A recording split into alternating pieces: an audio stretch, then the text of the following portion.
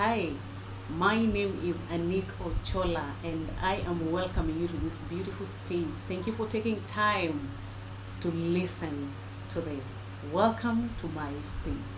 And today, I just want to ask you, have you taken time lately to check on that friend of yours who's been off or kind of off lately, who lost their job or lost a relationship or even lost a deal somewhere along the way?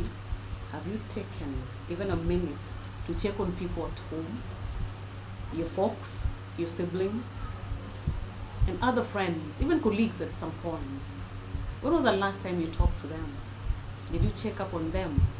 Not to call them to want something, but to check up, really check up on people and just ask them how they're doing and how they're coping, coping up with life. Have you checked on that sick friend of yours and asked them how they're doing lately? What they're doing, what they're up to? When was the last time you checked on yourself? Yeah, you yourself. When was the last time you checked on your own self? Sat down and searched within your heart what was happening to you. Go back and do a thorough introspection check. When was the last time you did that? Or are you caught in the hustles and bustles of life? Running up and down from Monday to another Monday and over again until a year ends? When was that? When was the last time you actually checked on you? Yeah, physically, mentally, emotionally. When was the last time you did that check on you? So lately, I saw a few people, actually very brave human beings, that came out and just showed how mentally ill they were. And some took to social media, and just said, they may or might be faking it. And some also said, everyone has a problem. So what? The kind of vibe we give others. I was thinking to myself, what if we are losing people just because we ignore their needs, emotional needs, psychological needs, friendship needs, even spiritual needs?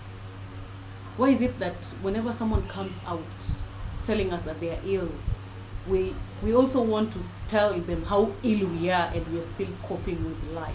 What is it that we have on us and others that is making us, not just vulnerable, not vulnerable to understand that we have a problem? Yes, we do. We do have a problem of accepting that we have an issue or a problem to begin with. So that's why I want to talk to us today about something that is also very important to us: the mental health check. I don't know when was the last time you checked yours, or your neighbors, or your moms, or your dads. I don't know when you last did that. But have you checked on your siblings lately? Yeah, have you? I know you haven't. Most of us fall in that category. But today, I know mental health is a menace and it's a cancer in our society. And we don't know better how to deal with it. Some of us know how to deal with this, some don't. Some of us are totally unaware of how to deal with any form of mental ailment at whatever level or stage they're at. And it's a pity to know that someone is ill and they don't know what to do. Not just physically, but even in the mental. So today, let's see. The reason I was asking us to just ask, just think, also just understand why we behave the way we behave, is because maybe somehow we have a form of illness, or we are trying some coping mechanisms that push people away and that make people's illnesses feel like they are not worth it, or we are better off.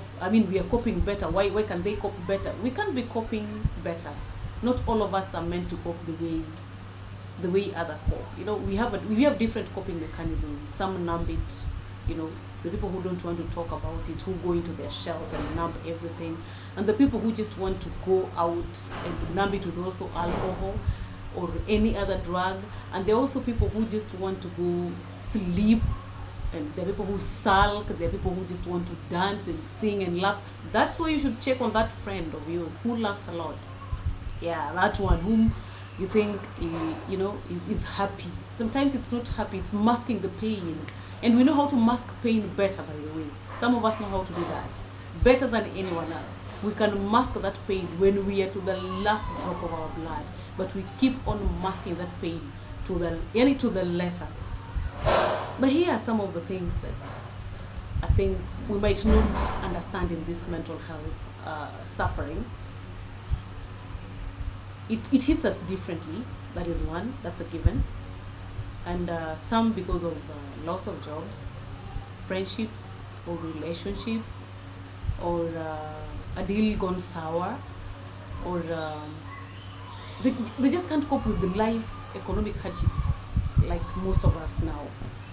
And they're feeling like they're failing their family members. They can't bring food home or to the table. So it's a menace actually, and we really need to think and rethink when we talk to people, and when we address people, and we talk to friends actually. Can we always ask that, how are you? Like we mean it? And when we are told, I am fine, quote unquote, ask what is behind the I am fine and I am okay. People really know, like I said, how to mask pain with laughter, with comments, with sarcasm. Most Kenyans know how to mask that. The sarcastic part of us is so beautiful. You may think someone is not suffering, and yet behind or beneath the sarcasm and beneath the laughter, someone is really and actually suffering and asking for help, and we cannot see it. So may we ask that, how are you? Perfectly well. We are also those people. We are the people who go to the hospital, and we are asked when actually physically sick, and you asked, how are you doing, by the receptionist, and you say, I'm fine, and yet you're sick.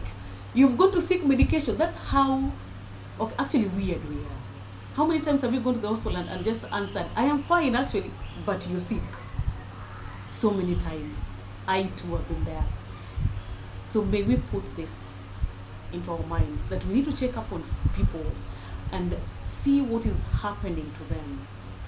The people closest to you, the people who are not close to you, and the people you would want to know.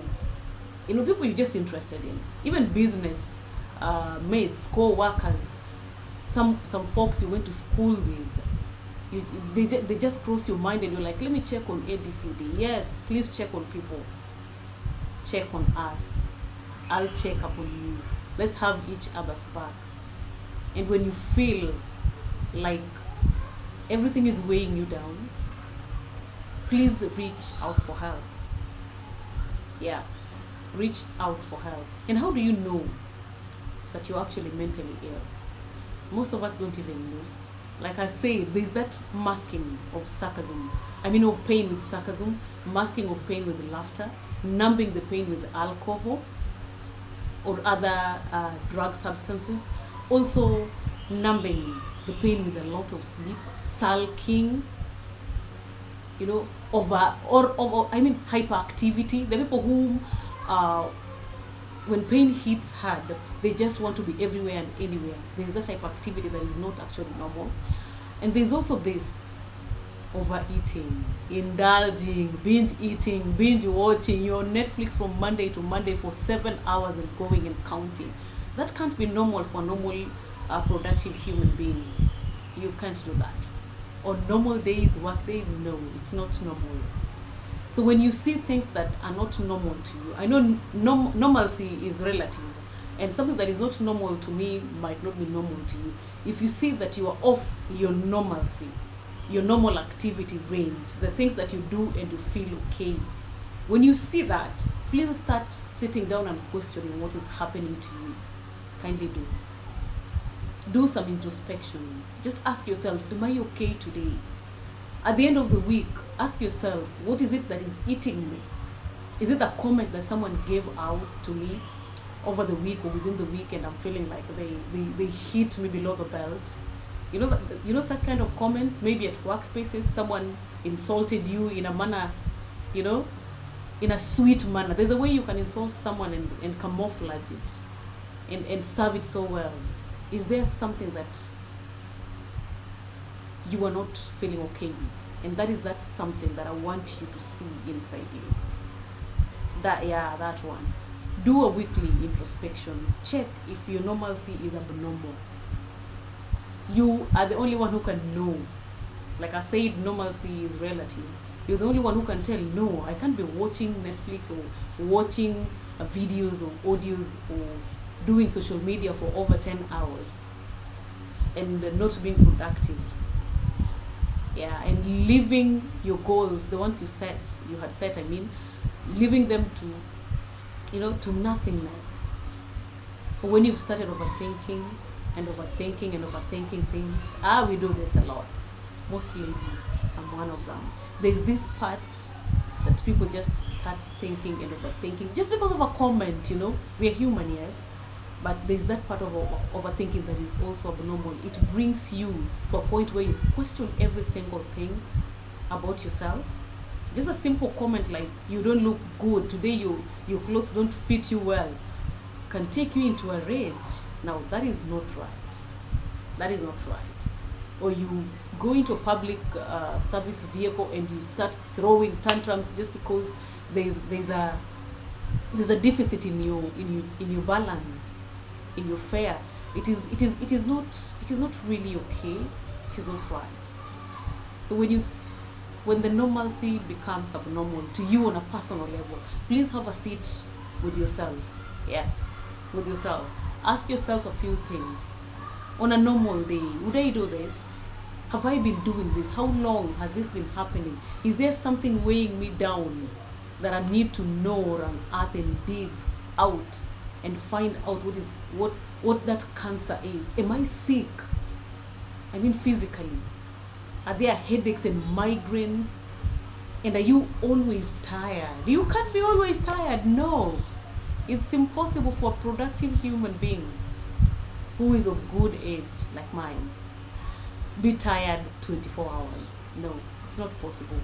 And you as a human being, when you feel that things are not okay, please rest. Take rest. That's one of the remedies of getting a check on your. Please get some rest. Don't let your mental health weigh you down physically to a point that you will be arrested by the hospital. Sometimes we don't take care of our bodies and our minds. Our minds and our bodies tells us that, man, you're not taking care of me. That's how our bodies know everything.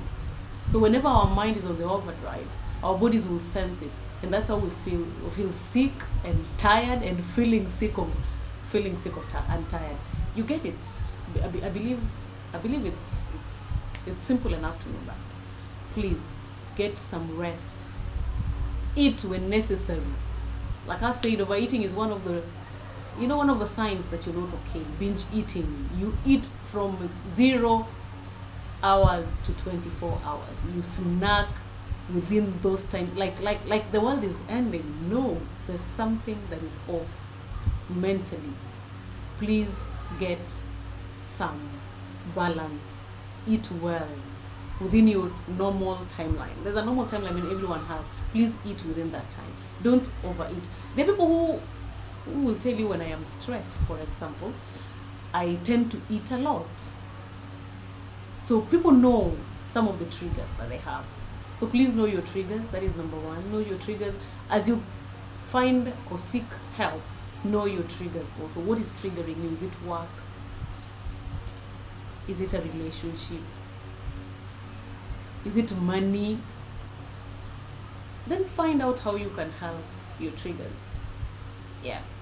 The opposite of all that is where your help will come from. So, meanwhile, if it is too much and you cannot handle it, may you please seek help. You can seek help from family members, seek help from friends, and I mean serious and helpful friends.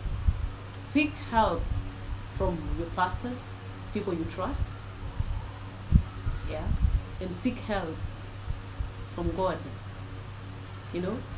There's that psalm where the psalmist asks, where does my help come from? My help comes from the Lord, the Father of heaven and earth.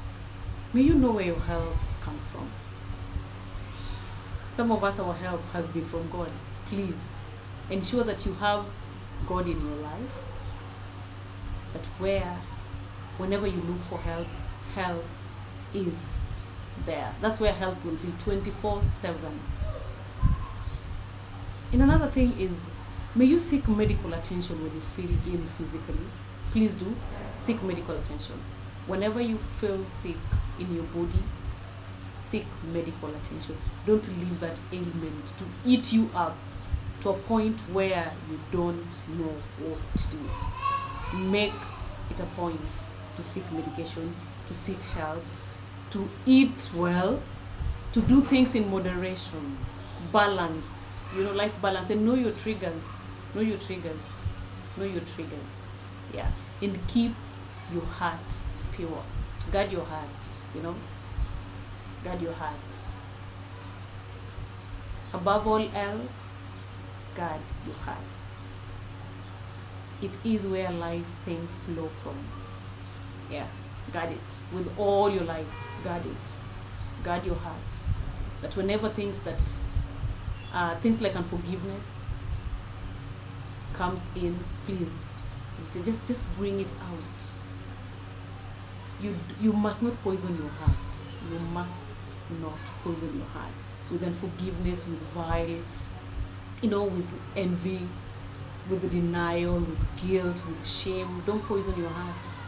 That's one of the steps also of ensuring that your mental health is okay. Please remove all that is making you heartless. Just remove it. Check it out of your heart. Make that place pure, a serene place where nothing pollutes. You don't deserve to poison yourself. You don't deserve a poisonous life, a vile kind of life. But that begins from the heart, going up to the mind, and then being a holistic human being. And thank you so much for listening to me. And until next time, keep your mind healthy. We'll talk more about this. Keep it here, and see you. Bye.